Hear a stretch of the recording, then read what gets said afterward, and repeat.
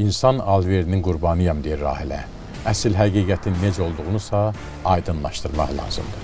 Rahilə qonşuluğunda yaşayan Hökümə adlı hal-hazırda qadın həbsxanasında saxlanılan məhbusun da məhz onun günahından bura düşdüyünü söylüyor və buna görə vicdan əzabı çəkdiyini bildirir.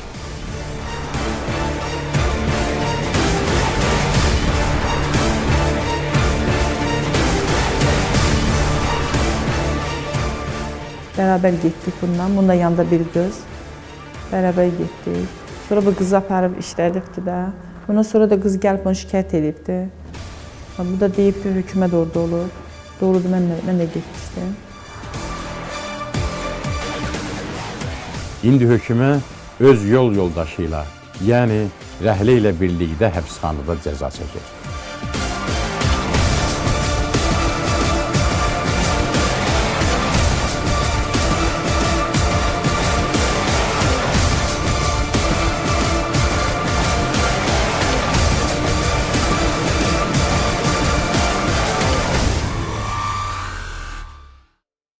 Mən onu görəndə xəcalət çəkirəm, vicdan əzabı çəkirəm.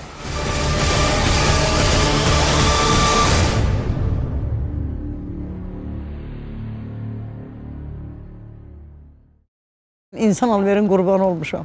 Mən qızım gilə gedirdim. Qızım telegrama vurdu ki, ana uşağıma baxırsın, böyük qaynanam hər uşaq olanda mən gedib baxırdım. 6 ay 7 oturma iznim var mənim. Kağız düzəltdim, kürəkənim. Ki gəlsin, anan qalsın burada, başı burada, qardaşı burada, nə var Azərbaycan, təm-təkcə qalırsan. Dedim, yox, mən qalıram. Hökumət yazığım gəlir. O evdən, mən yolda samolyota danışamadıq. Taksidən düşüb, zada gedəndə, qaraja gedəndə danışdıq. Qaraj deyirlər də, Bağdala. Türkiyədə mən dedi ki, bəs belə dedim, bəs sən harada yaşayırsan? Dedim, mən daha başıma belə bir iş gəlib, ərə getmişəm, məni evdən danışdıran yoxdur.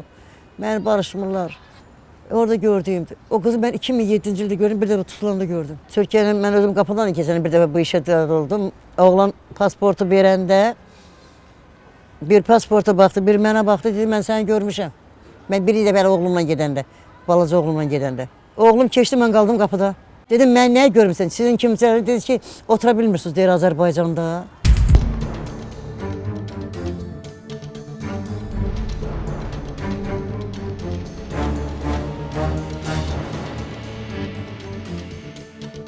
Doğmalarının, hətta övladlarının üzünə həsrət qalan ahıl yaşlarında qolu qandal görən Rahilə yaxınlarından onu bağışlamalarını istədi.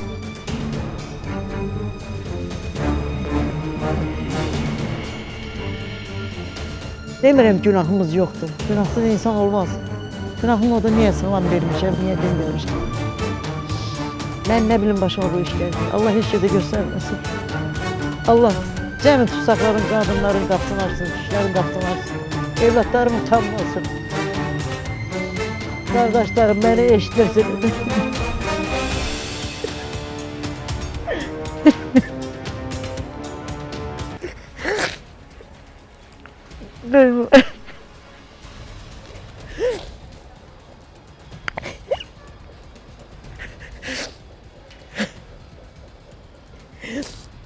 Hökumət qardaşlarına bir qardaş kimi üzümü tutub deyirəm ki, onu bağışlasınlar. Qurbanlarım, evlatlarımı çox darıxmışam onlar üçün. Kaş imkan olaydı, gələydilər, görəydim. Başsız qoyub gəlmişəm, yeyəsiz qoyub gəlmişəm evlatlarımı. Allah'a zamın vermişəm.